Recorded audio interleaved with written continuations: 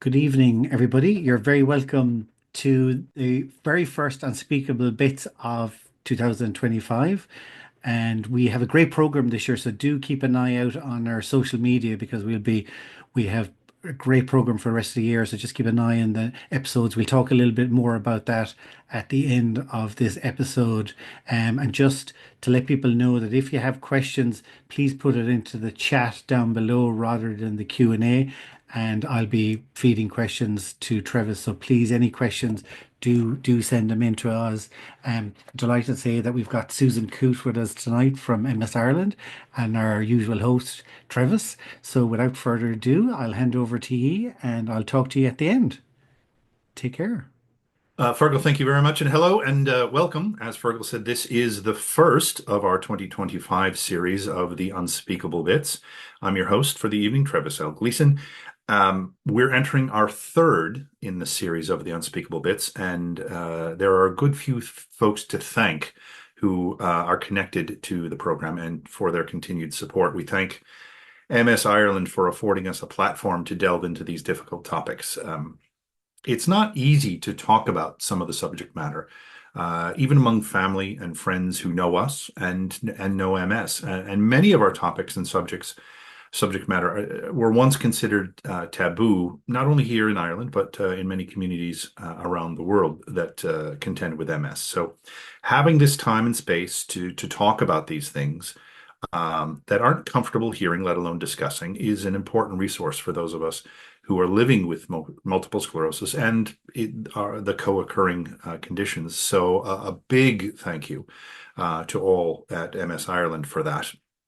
Also, it would be impossible to put on these programs without our expert panelists. We've had leaders from around the world in their fields as we talk about the things that are unspeakable. Our schedule for 2025, as Fergal was saying, is packed. It's no different, and we thank in advance those professionals and experts who will join us and take my questions and yours as we grow together. And speaking of questions, as Fergal said, we invite you to submit those questions, but not in the question tab. We'd like you to do that in the chat function. Fergal, I Actually, see you just back. on that one, actually, it's the first one of the year. So it's actually, if you could put the questions into the Q&A, not the chat. It was the Not opposite the to what chat. I, That was it. It was, yeah. So see, it's been a while. first one of the year That's it. again. All right. So we're doing that in the questions, not in the chat. Um, and we'll get to as many of those as we possibly can. So I was mentioning our expert guests, and tonight is no exception. We're grateful to have with us Dr. Susan Coote, PhD, an expert in physiotherapy with a particular focus and understanding of multiple sclerosis. Susan, I thank you for being with us for this first program of the year. Pleasure to be with you. Thank you for inviting me. And Fergal mentioned that you're with MS Ireland now. When we first started working together, etc., you were a professor at the University of Limerick. Is that still the case? That's right. So I am now a UL clinical adjunct professor and I work for MS Ireland, directly for MS Ireland. So I made the change about 2 years ago. I resigned from UL. And what I love about my current role is that I am now able to implement all of the knowledge I had, all of the research I did during my 15 years tenure at UL, and I'm now implementing that in practice. So it's really that kind of research circle. As researchers, we only ever do research because we want it to influence practice and we wanted it to influence the lives of people with MS. So I've had the luxury of sitting, reading all of the research articles and looking at the theory and developing interventions and testing them. And now I'm putting them into practice. So through MS Ireland's suite of physiotherapy programs that we offer, they're all based on the evidence and the research trials that I would have done when I'm at UL and my knowledge that I've gained from reading the work of other researchers. So I'm really, really enjoying it. And I'm loving being back doing some clinical practice. And as I said, it's yeah, it's really good. So Well, and it's very important and helpful to those of us living with MS. We'd like to start off the year with a topic that maybe it overlaps a little bit with people's New Year's resolutions. Last year, we started off with a great discussion on diet and exercise as it relates to MS. And we'll ask Fergal to put up a link for those of you who might have missed that episode. And speaking of which, All of our previous episodes of the Unspeakable Bits webcasts are available on the MS Ireland YouTube channel for your viewing and continued comments.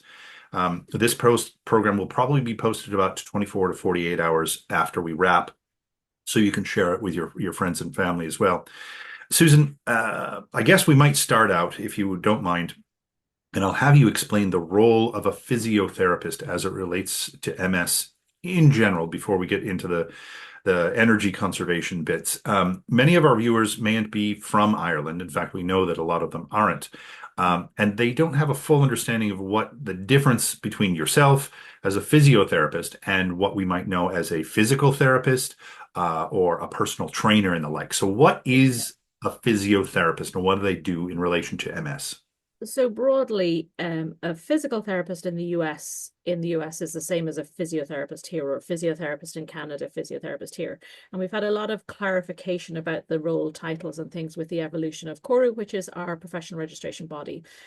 So before CORU, there was two effectively different professions with different levels of training, and now with CORU registration, both the title of physiotherapist and physical therapist are protected, and they come under the governance of a registration board where you have to meet certain criteria and do certain courses and things like that.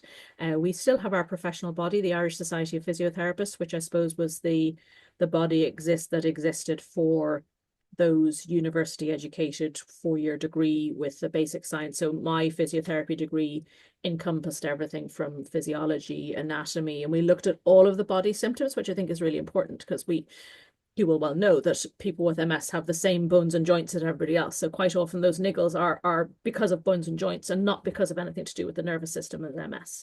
Similarly, heart and lungs. So I would have done cardiorespiratory, orthopedics, musculoskeletal, neurology, rheumatology, all of those during my 4 years as a bachelor's degree.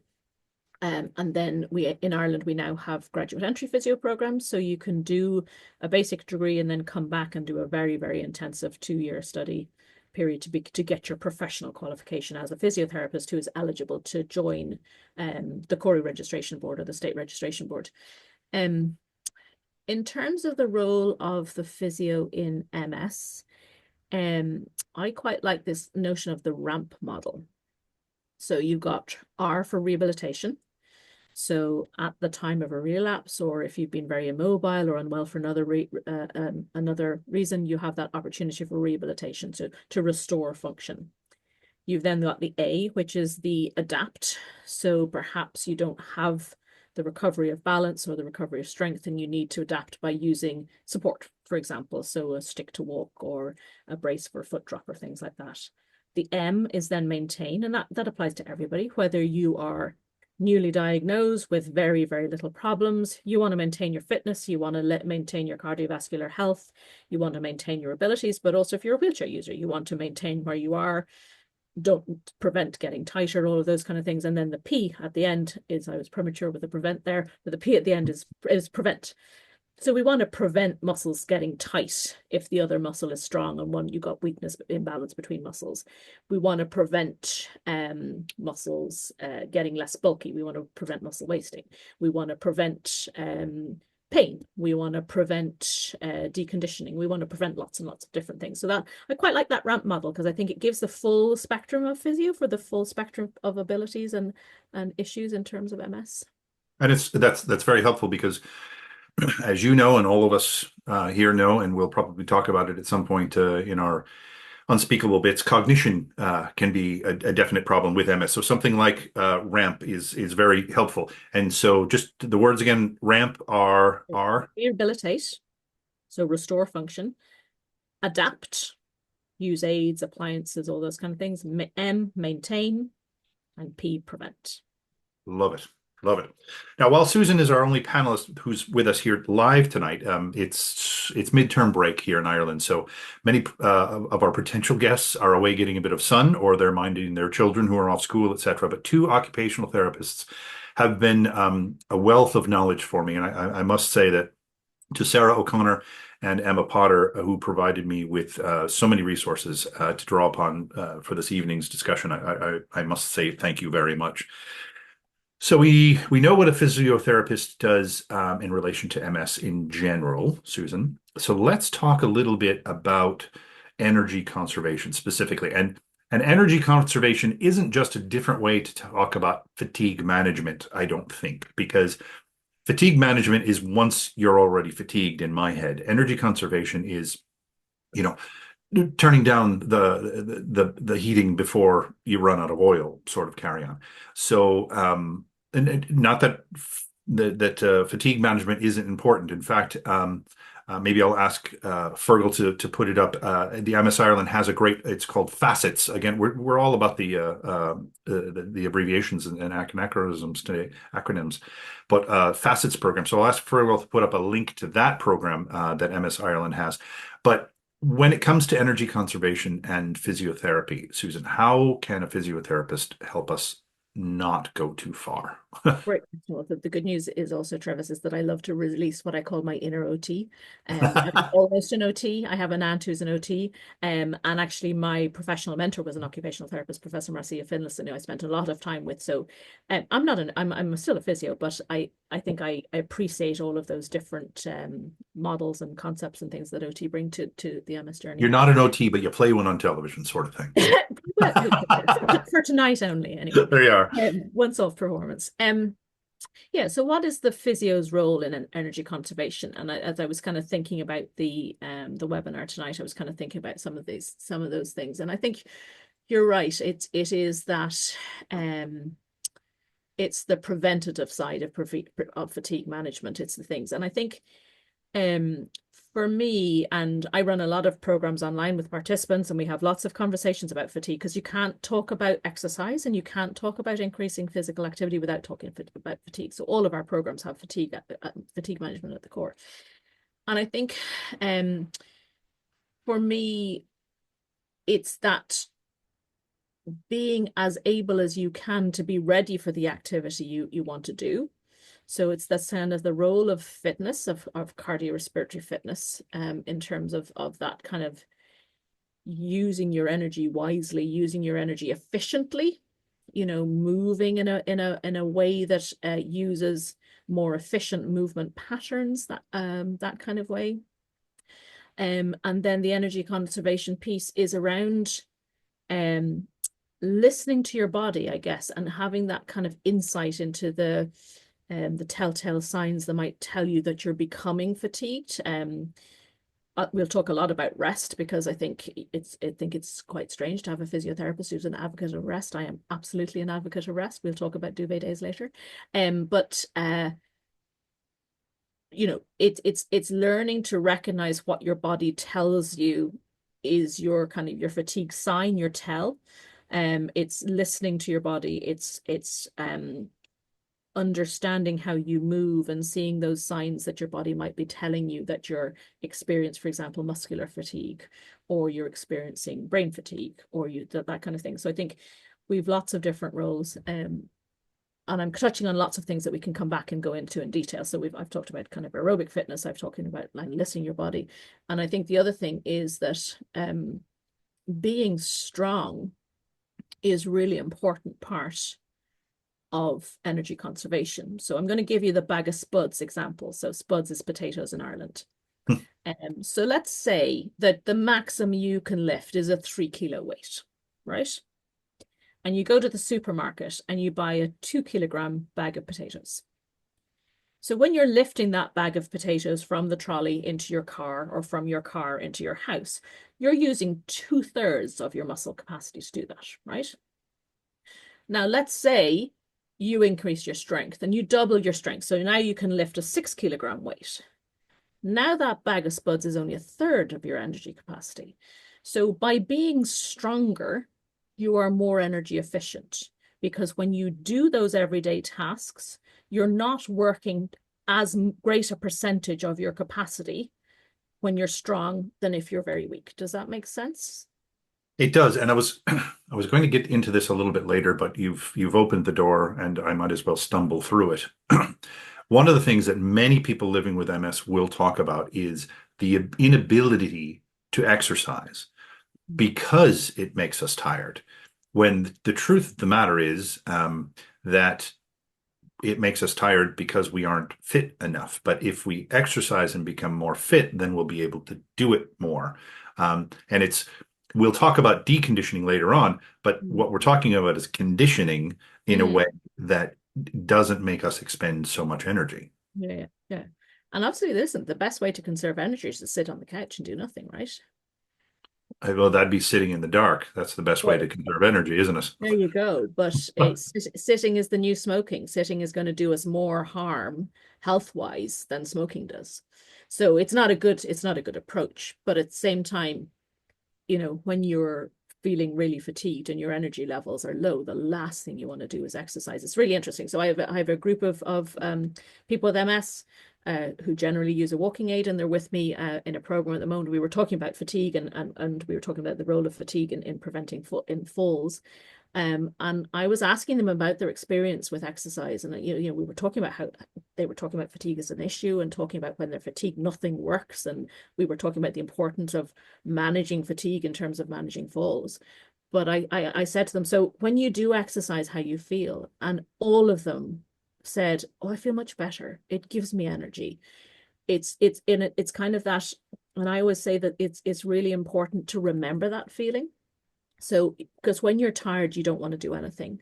But if you can kind of capture that moment and capture that feeling of that boost of energy you get from exercising, or when you're active, when you're exercising on a regular basis, how you feel in terms of your energy levels, that can sometimes help with getting up off the couch and becoming fitter and getting stronger. Well, I just suppose it's one of those things that I bang my head against the wall, but when I stop, it feels better. So, I mean, when we're exercising, sometimes what's too painful to remember, we simply choose to forget, but we do feel better afterwards. I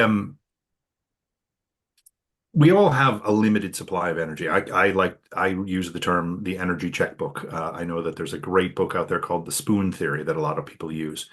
Um, for me, when it comes to the energy checkbook, I realize that every day I have a finite amount in my account. My balance is X, Mm. and we all have, bills that must be paid in the vein of minding the kids or going to work or studying for school, etc. Um, then we have things that we like to do, that we'd like to spend our money or our energy on. And some of those things actually feed back into our energy balance. Mm. Um, of course, the trick of the whole thing is not to write bad checks, but exercise is one of those things. And there are many others that we expend our finite resource of energy on that give back to our account, I think. So, what are some of the things from a physiotherapist's point of view, that take energy, but in the long run, or sometimes even the short run, will feed back into our reserves? Yeah. And I think we've talked about strength training, right? And we've talked, and the other bit part of it is fitness training. But I think I like the kind of the budget analogy, and I use a credit card analogy that sometimes, when you're feeling really good, you end up spending too much, and you go into the red, and you find it really hard to pay it back. And it's that kind of sense of knowing, stopping before it's too much and knowing when it is. And I think we talk a lot in our physio programs about that kind of roller coaster. You feel really good until you do way too much, and the next day you crash and burn. And then get your energy back, and you feel really good, and you do way too much, and then you need 2 or 3 days to recover. And roller coasters are fun, but you cannot ride them every day. And it's about finding that path that is do a little, rest a little, do a little, so that you can do the things you want over a sustained period and not take a week to recover. And I think it's hard to find the amount that's right. And I very frequently come to people and say, I'm doing a 20-minute walk and I'm exhausted. And I quite often say to them, sometimes you need to do less, cut way back, and gradually build up so that your body is getting fitter. So if you do too much too soon, you're trying to recover all of the time. Whereas if you start small and gradually increase, your body's going to adapt with you. Whereas if you're going boom, straight from sitting on the couch to 30 minutes of exercise, you're going to feel exhausted the next day. You're not going to want to do anything. You're going to take 7 weeks to recover. And I find myself quite often saying people to come in and say, I'm just wrecked, but I'm doing my 20-minute walk. I say, decrease it to a 10-minute walk. And I just want you to do a 10-minute walk and no more, and just see how you are there. And invest that energy that you've saved in some resistance training. So, so if you keep doing what you're doing and you're in that kind of, I'm just staying out of the red, I'm just managing to pay back my credit card bill, you don't have anything to invest. Whereas actually sometimes you need to cut back a little bit so that you have some of your energy budget to invest in that resistance training or in that aerobic training, in that going for your walk, you're swimming in your pool, you're sitting on your exercise bike. And I think when you think it like that, it kind of feels a little bit more manageable. So if I go to people and say, I want you to add 2 30-minute walks and I want you to add 2 strength training sessions for a body that's already just only not in the red and maybe doing that roller coaster, but that's too much. So sometimes you have to cut back to find some budget to invest, and you're kind of investing in your future. We were talking about task management on Tuesday. So we were talking about, your energy budget's really precious and what are you going to spend it on? And You know what? And I'm going to hold you right there because we've got some questions in kind of around the okay, topic, and we perfect. will get to task management. Lovely. Someone's asking about what are some of those tells, those signs that we might be getting to that point where we're too fatigued. Great question. So for some people, it might be that when they start out on their walk, their heel lands crisply first on the ground, but then as the walk progresses, they start to land with the ball of their foot. So that's muscular weakness. That's kind of the leg saying, I'm getting tired. For some people, they start off really, really steady. And then as they get fatigued, they have more what I would call postural sway, or they're wobblier. Their movement isn't as crisp and clean as it was. They're maybe not as accurate with where the foot is being placed. So that can be it. For some people, it's brain fog. One of the men in my group on Tuesday was saying that his fatigue tell is that he just can't make decisions as well as he can normally. For some people, it's finding words. So that brain fog, that brain fatigue is the bit that's tell. So for me, I always talk about fatigue in kind of 3 categories. So you've got your motor fatigue. So that's from your crisp heel to your foot drop, or your wobbliness, or your just not being as coordinated.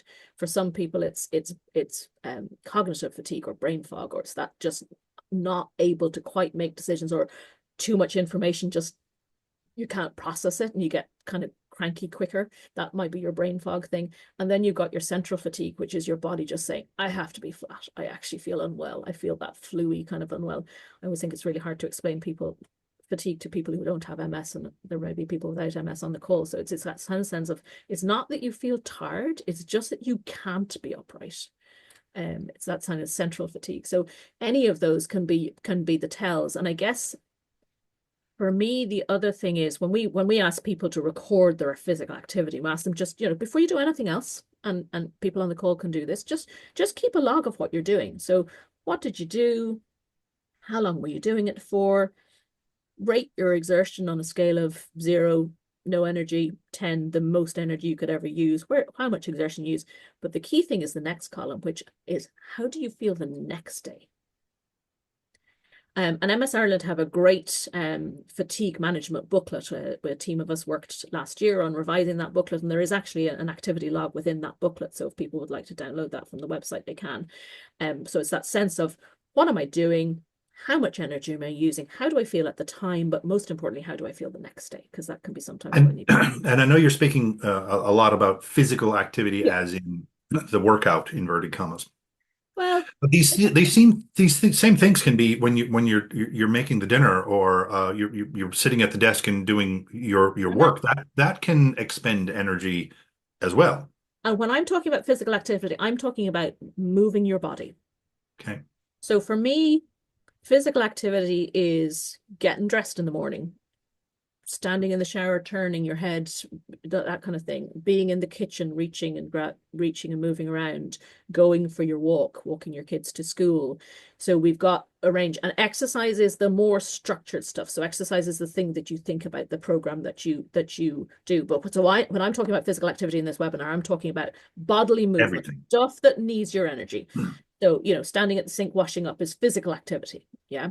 And I think you have to think about movement as a whole, because if we're adding more movement in the form of structured exercise, so doing your 20 sets or your 3 sets of 10 exercises, or your 20 exercises the physio's given you, or your 10 minutes walk, we have to think about the other movement that's happening around it.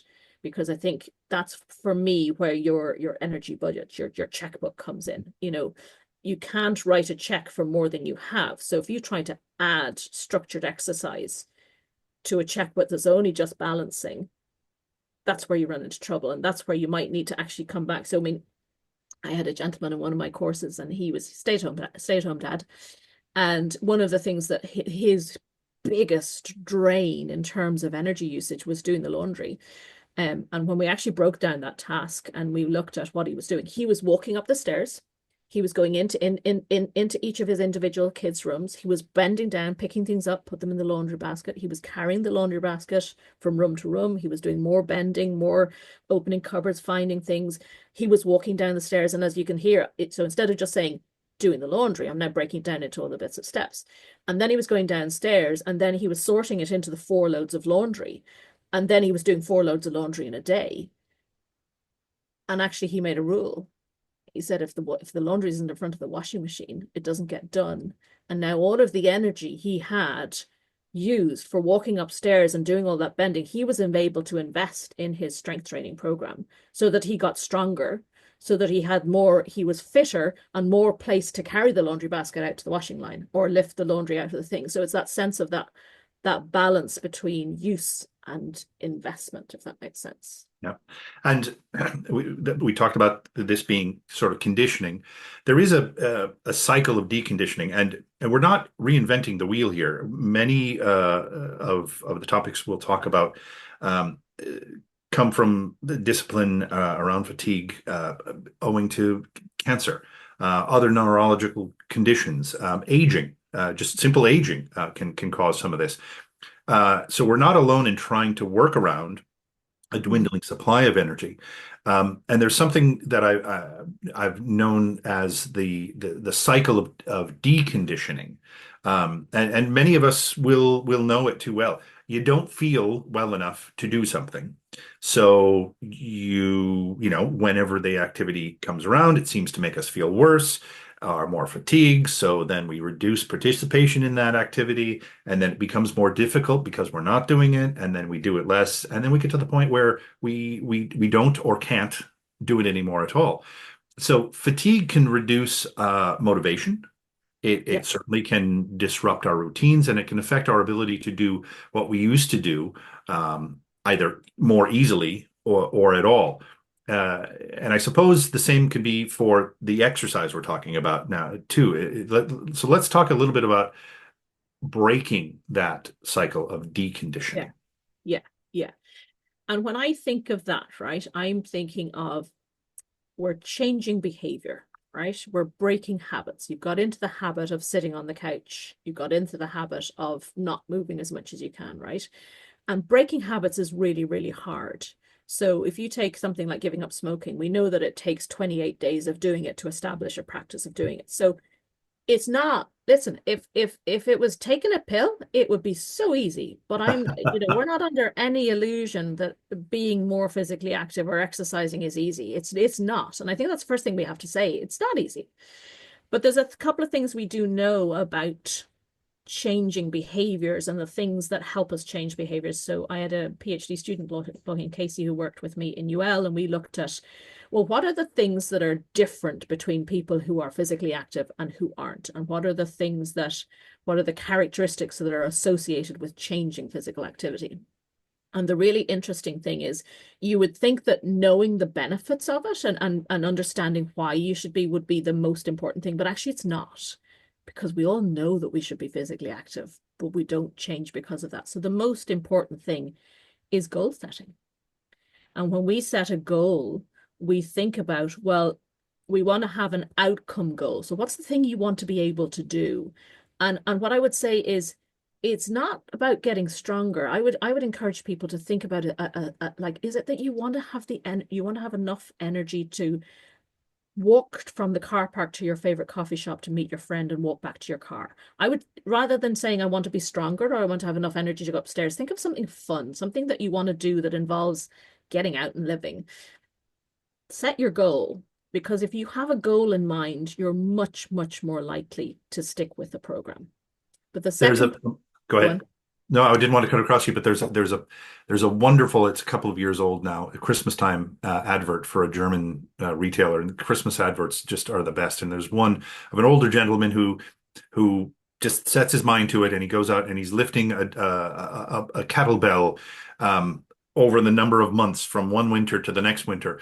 And what it is he's going to see his granddaughter for the first time in a number of years, and he wants to be able to lift her up so she can put an ornament on the tree. So that's it. Yeah. It's goal setting. It's not Yeah. getting stronger. It's not being able to do X, Y, and Z better or whatever. It's What's it's the an thing you activity. want to do? What's Yeah. the life activity, the sociable thing, you know, for some people it's being able to stand on the edge of the pitch and watch their kids play a football game. For some people it's having the strength in their legs.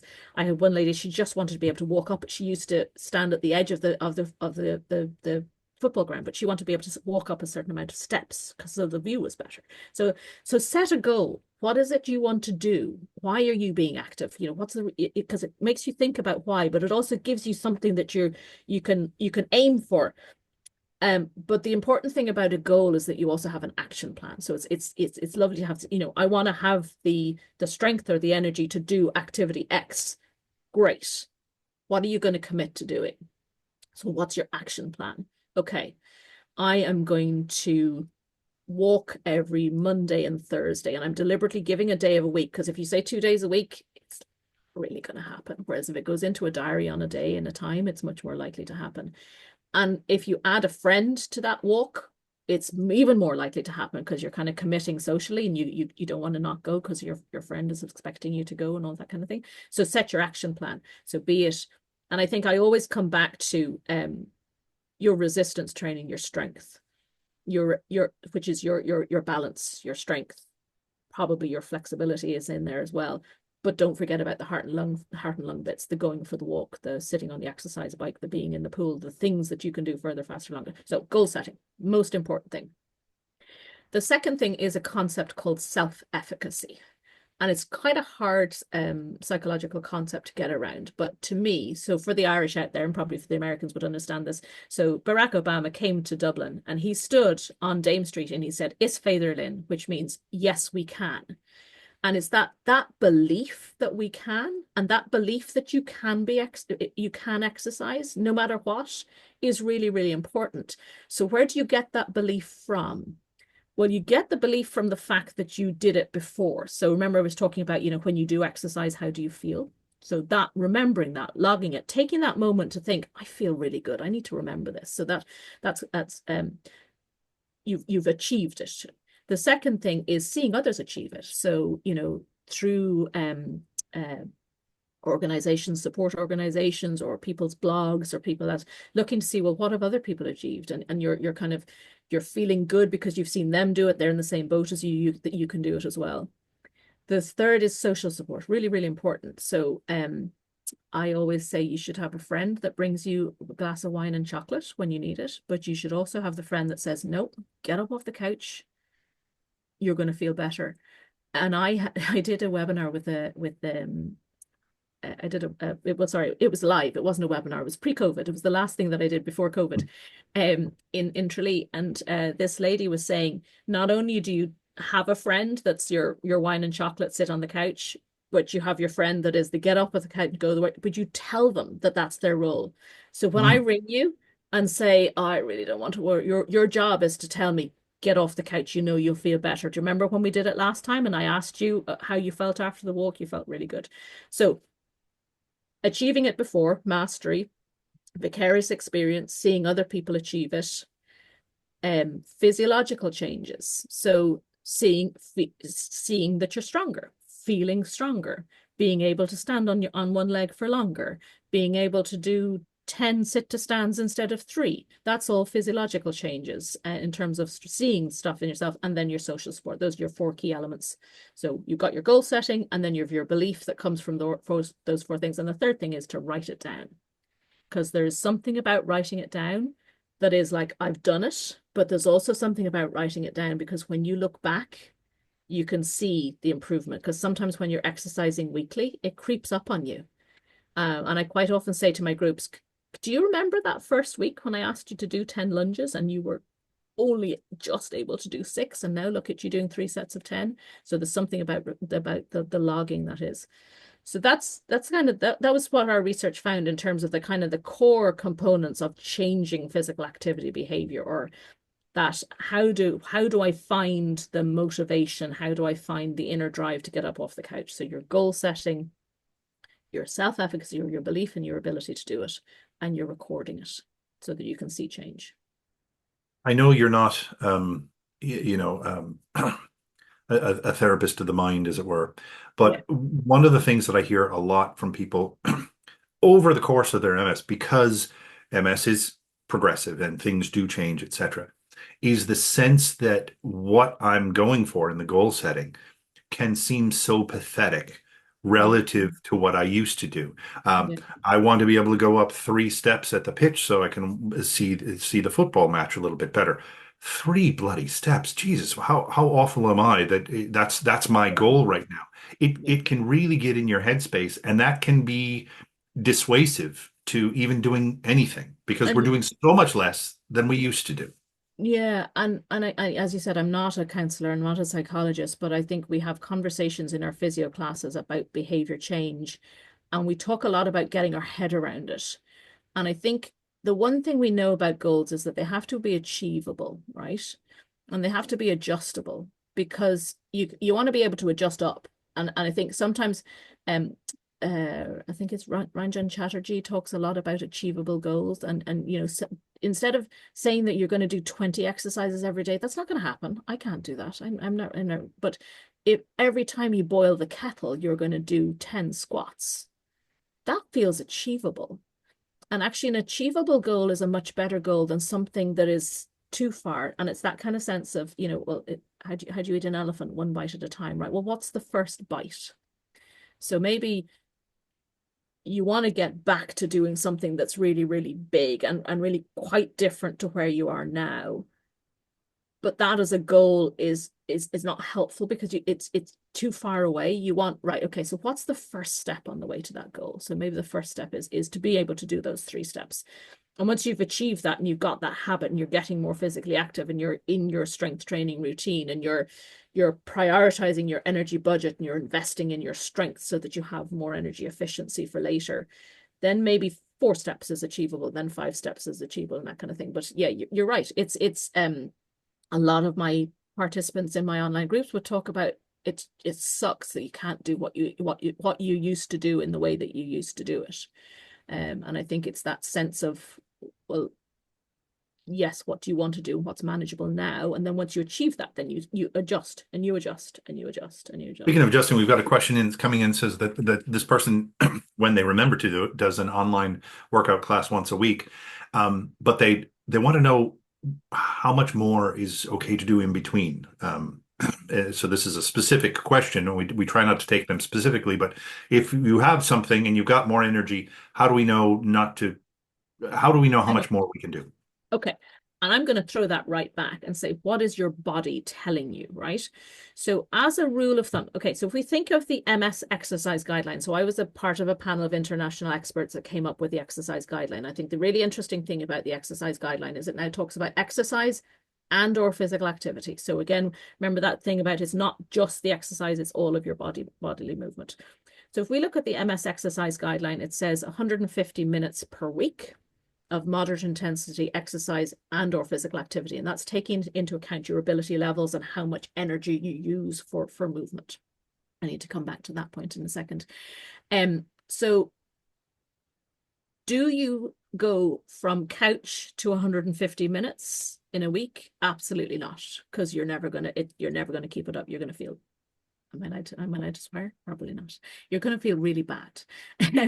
So you start small. And I think the interesting thing is with exercise is the first thing you want to increase is the frequency. So let's say you're doing a 10-minute walk once a week. Brilliant. Well done. 10-minute walk is much, much better than sitting on the couch. So that's great. So first of all, celebrate that achievement. Yeah. And then think about, right, so let's now, rather than increasing that 10 minutes to 15 minutes, the first thing you want to do is increase the frequency. So go from once a week to twice a week to 3 times a week. So it might be once a week for this week, twice a week the next week, and the following week, and then the week after that, 3 times a week. So we're still at our 10 minutes. Yeah. And then once you've got the frequency, then you start increasing the duration. So now we've got 3 10-minute walks a week. Now let's see, can we make those 3 10-minute walks 3 12-minute walks, 3 15-minute walks, 3 18-minute walks? And I'm talking about spending a week at each duration. We're not suddenly ramping it up. Remember, we're not riding roller coasters. We're trying to get this smooth, even increase. Once you get to your 30-minute 3 times a week, only then do you start thinking about intensity.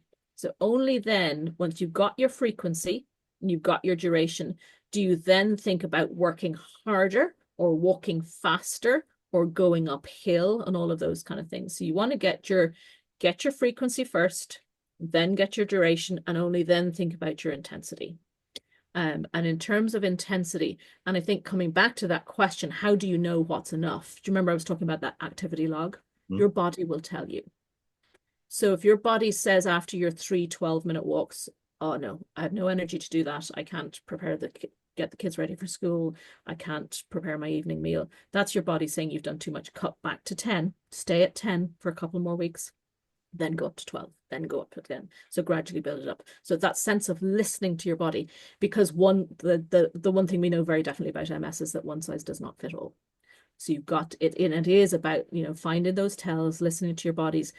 And I would be saying go slower than you think you need to do in terms of the increasing first frequency, then duration, and then only then intensity. And just and I think right there you're answering the question of the difference between a physiotherapist and a personal trainer.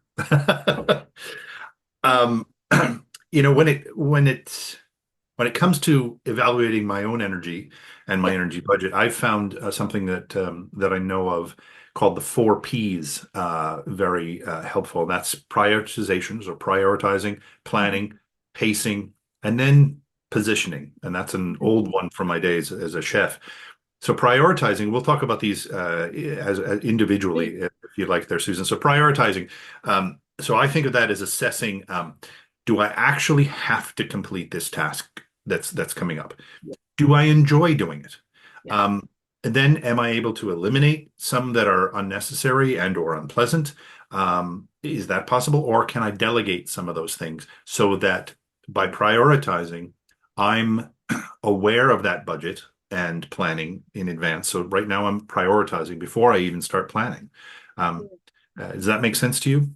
Absolutely. And it falls under that kind of category of task analysis and task management. That's exactly what we were talking about on Tuesdays, is your energy budget is valuable. What do you want to spend it on? Like that gentleman who changed the laundry habits completely. Do you want to spend it on picking socks up off your kid's bedroom floor?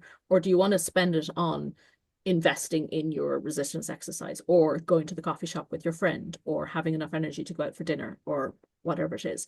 So that prioritization, I think probably under there, I'm not quite sure if it comes in any of your other Ps, I would talk about doing the same thing, but maybe doing it differently. I think that probably that comes under pacing. Hold that thought, Susan. I'll come back to that. And talking to yourself, I always find that very good. So, actually, I joke about it, but no, I do have an awful lot of sometimes out loud conversations. That makes it a lot easier when I had dogs before they too unfortunately passed away last summer, that when you're out and having a conversation with yourself to those passing by, you just throw the name of the dog in instead of yourself, and people just think that you're not as insane as we are. So after prioritizing, there's planning. Yeah. So that's once I've done my prioritizing, once I've decided what do I have to do, do I like it, can I delegate?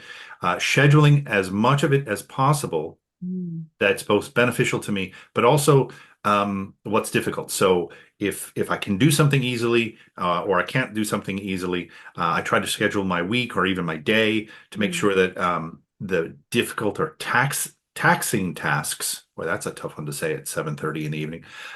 They're not stacked one on top of another. So if I've got several things Yeah. to do in a day, now today Yeah. was obviously, as I'm trying to speak, not one of those days. There are some very taxing things that had to happen. So we end up where we are. Um, but understanding the best time of the day to undertake some of those activities. Early on in my MS, I was taking my body's temperature to see, because that changes with the circadian rhythm and finding out if I'm in the point of my day that I'm warmest, best that I not do the things that are mentally fatiguing or taxing. And then I divide up the difficult tasks into manageable or at least more manageable pieces. That And makes I sense? think, yeah, no, totally. And I think it's about, again, thinking of, you know, and sometimes we say things very glibly, I'm going to do the shop. But actually, when you look at the shopping as a physical activity, energy demanding task, you're walking around your house, you're finding your shopping list, you're finding your bags, you're bringing your bags to the car, you're driving to the shop, you're parking in the car park, you're bringing the bags into the thing, you're finding the trolley, you forget your euro for the shopping trolley, the shopping cart. You have to go back to the car again, and then you're reaching up, you're reaching over, you're bending over, you're walking around the aisles. It actually really helps to break down those tasks that we say the shopping, to then understand, well, what are the energy demands, and maybe to rate the energy demands of it. And I think, yeah, the principle is that you avoid having two very energy demanding things on the same day. You try to spread them out during the days of the week or during the course of the 24 hours. But I think that could be really helpful, just instead of just saying, I need to do X. Well, what does X involve? How many transitions does it involve? Are you doing it in standing? How much reaching, bending, turning? How much movement information? Sometimes in processing information of other people moving around in front of you. For some people on this call, me doing this might be too much. I think we forget that that's very fatiguing. It's very energy draining, processing information of crowds and movement and things like that. So yeah, so what you're saying is exactly right. Prioritize, plan it, where does it all fit? But in the planning, just think about, well, what are the energy demands of each of these? But also, I would love you to, I'm a physiotherapist. I have to come back to my resistance exercise every now and again. But where in the week are you going to plan your resistance exercise, which is your investment, so Mhm. that you're able to lift that 2 kilo bag of spuds much easily? Yeah. And when you're talking about that, something as simple as going for the shop, we all know, especially in small towns in Ireland, there is no such thing as a quick trip to the shops. So you're not just going for the messages, you're having the chats and you're running into people and you have to remember names, And you're or what you talked about, standing, all of those. balancing on the street Exactly. as So you're chatting with so cars simply by going by. moving the shop to 7 o'clock at night or 8 o'clock in the morning takes out some of those ancillary bits. That's part of the planning as well. Third is pacing. Yeah. We talked about a little bit. That's alternating between light and heavy activities. We talked about that in planning, like I said, not rushing. Anything that I'm trying to do quickly, I'm doing poorly. I'm expending more energy than I might if I took it easier. You mentioned resting, stopping and resting before it's Yeah. too late. I still struggle with this one. I think most of us will struggle with that one for a long time. And then And finally, and I know you've got something there, is using technology where I can. yes. So I'll let you jump in there. So I think the mobile phone battery is a really nice analogy, right? So when my iPhone runs out of battery, it takes ages when I plug it in for it to have enough juice to do anything. Whereas if I plug it in when it's at 2%, it gets back much quicker. So if you the re- it's when so let's take you have to use this amount of energy, right? So if you did the whole thing and then rested, you would probably need this much rest. If you actually did that much and rested, then that much and rested, your total resting time is less if you intersperse the rest than if you lead it to the end. Add that to the mobile phone bit, that it's much harder to recover when you've overspent. So once your credit card, you can't pay it back. Once you've written that check for the money that isn't in the account, it's really hard to get it back. Whereas if you stop before that, so stopping before you're exhausted is a really, really important part of energy conservation. And it's not that you're doing less, you're doing the task, but you're taking rest breaks in between. So let's bring that back to the shop. Okay, it doesn't work if you've got frozen goods. You have to get home really quickly. But there's nothing to say you shouldn't sit with your trolley outside the supermarket on the bench just for 5 minutes, even for 2 minutes before you load the car. Once it's in the car, sit. You're in your car seat, you're really comfortable. You can pretend you're on the phone if you need to. You can listen to music, but just sit, do nothing for 2 minutes. Then when you get home, you will have more energy reserves to get the shopping into the house and put away than if you hadn't taken those 2 breaks outside the supermarket and in That's your a car. perfect example, because if you don't take those little breaks, you're going to need a 20-minute nap when you get home. And Or again, it can not be make you able to feel not be able to do anything when you get home. Yeah. it's again, it can make some of us feel so pathetic that I have to break it up, like, but if we don't get it done. And what we're talking about here is, how do we get things done? Are there any tech devices that or programs that you're aware of that you recommend for people with MS? I'm a bit of a technophobe myself. In the fatigue management space, I'm going to say I'm not thinking of any off the top of my head. I mean, I think if I was going to recommend anything, it would be something that was about logging what you're doing and how you're feeling as you're doing it and how you're feeling the next day or something. Or I guess calendars on your phone is probably the simplest tech. I'm low tech, and I use a timer. If I'm going to do a task that is fairly heavy duty, I'll set a timer. I'll do it. Gardening is a perfect example. I love being in the garden, but I love it so much that I'll overdo. So I'll set a timer for X, and then I'll either take a break, or that's all I'll do for the day. I have another good one for the gardeners out there. You have one bucket. You can fill that one bucket with weeds, and when it's full of weeds, you have to take a break. Yep, Because that's there is that temptation. I'm the same in the garden. Just start there, and then when you start there, it's 10 more. But it's that sense of do a little bit, do a bucket, sit, have a cup of tea, come back out. You'll then be able to do a second bucket. But if you go straight from the first bucket of weed into the second bucket of weeds, you're going to be wiped for the rest of the day. yep, So yep. No, it's that that's exactly. do a I little, think, rest a little. and Do a gardening is a great pastime for little. people with MS, because you're probably already doing it on your knees or sitting down. And there's a lot shorter distance to fall, is how I always put it. The final of our P's, and you touched on it a little bit, and I talked a little bit about it as a former chef working in small spaces, is positioning. The Yeah. ergonomics of an environment can make a task either much, much easier or much more difficult. Doing something at waist height or at chest height can save so much energy, and twisting and reaching and bending and all of that. And it made a shift much easier back in the day when Oh, I yeah. when I was working. And another, it's sit down when you can. It takes 25% of the energy to do something seated versus standing. I'm walking all the way. I've turned sideways on so that you can see the angle of my elbows. So physiologically, our muscles work most efficiently in what we call mid-range. So this is end range, this is inner range. So halfway through is where we work most efficiently. So if you have to do things with your hands, you want to be at this level. And this is why ergonomists have you with your keyboard at this level, because it's the most energy efficient. So if you're chopping, you want to be at this level. If you're doing things with your hands, you want to be here. Now, you mentioned sitting, and obviously sitting uses less energy. So this is where the occupational therapists come in terms of things like you can get these perching stools now. And again, it doesn't have to be a perching stool. They can be a very simple stool from a Swedish furniture store, for example, that you can, but basically taking the weight off your legs so that you're not using energy to keep your body up against gravity. The chair is doing that, and then they're using your arms. The interesting thing about movement, I'm going slightly off topic for a second, but bear with me.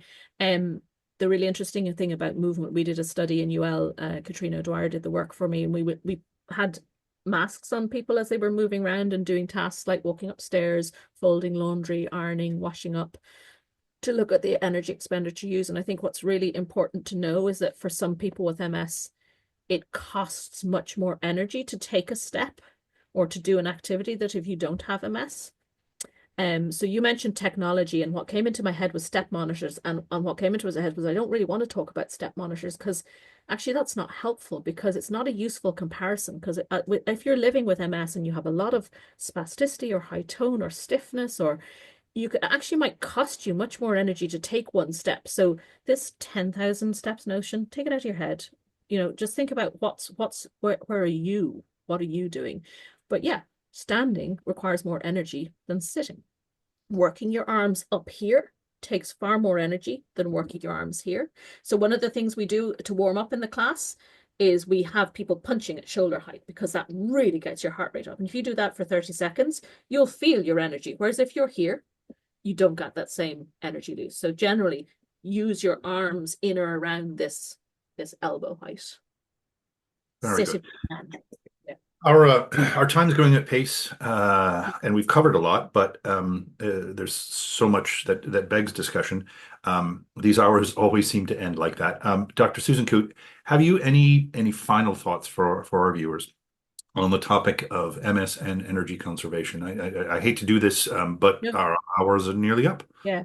And I suppose what I would like to say is that um, I'm really very young, Travis, as you are as well. But when I was in college, I was a physiotherapist. I was taught that people with MS shouldn't exercise. Mm. Whereas now we're saying 150 minutes of moderate intensity exercise, but balancing it with that. And I think what we have really clear, conclusive evidence is that when people with MS take part in exercise programs, and that by that I mean fitness, aerobic, heart and lungs targeting fitness programs, or resistance training programs, bit of both is even better. There's very, very clear evidence that your fatigue reduces. So for those of you who are living with MS and who are feeling really, really fatigued, it's really worth investing some of your precious energy budget in those exercise programs because they do work. And there's a lovely meta-analysis that compares the effect of cognitive behavioral therapies or the things like the facets programs, exercise and drugs. And the one that is most effective is exercise.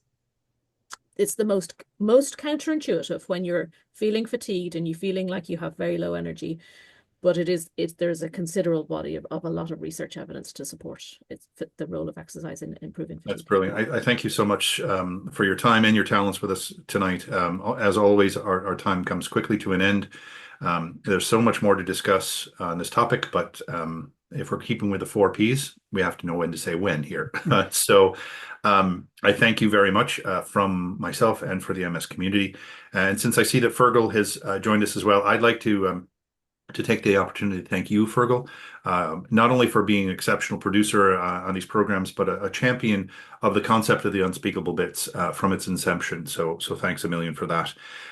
Now, for all of you, don't forget to mark your diaries for our next Unspeakable Bits. That episode will be on Thursday, the 20th of March, again, 7 p.m. Irish time. Our panel of experts will speak about the unspeakable, and that is ending up in a wheelchair. So until then, I'm Travis L. Gleason, wishing you and your family the best of health. Cheers, and back to you, Fergal. Just to let people know that if you check our socials tomorrow, I'll have a link up for that for the next webinar, and also throughout the year to keep an idea. For the next few months, we'll be doing them every month. So just keep an eye out for the next ones. Keep an eye out on our socials, and also this is recorded, so we'll put this up. I know there'll be loads of people that would like to have seen it, or people you might know that wanted to see it didn't get a chance. So we'll have that up on our MS Ireland YouTube channel and links up on all our socials tomorrow. So finally, I want to thank Travis for hosting, and also Susan. I have to say it was an inspirational talk tonight. So I really enjoyed it, and we look forward to seeing everybody in a month's time again. So take care, everybody. Cheers. Bye.